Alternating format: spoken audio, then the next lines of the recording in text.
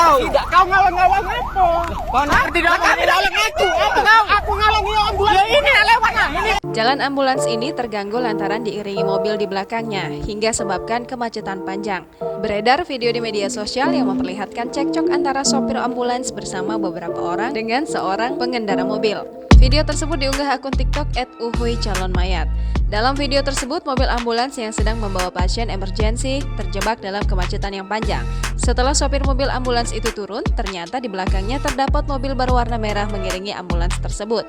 Padahal ia bukan merupakan keluarga ataupun saudara dari pasien emergensi. Mobil merah itu mengakibatkan kemacetan dikarenakan ia mengambil lajur sebelahnya.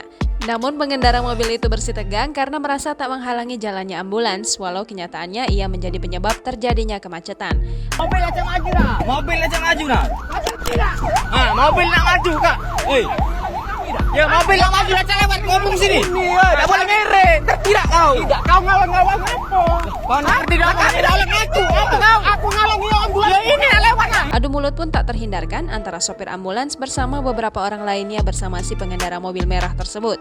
Terlihat juga mobil merah tersebut memiliki plat nomor BG1291ZI. Potongan video selanjutnya pun memperlihatkan ketegangan tersebut masih berlanjut. Diketahui kejadian tersebut terjadi di kilometer 20 Air Batu Banyu Asin, Sumatera Selatan. Jangan lupa subscribe, share, komen, dan like ya.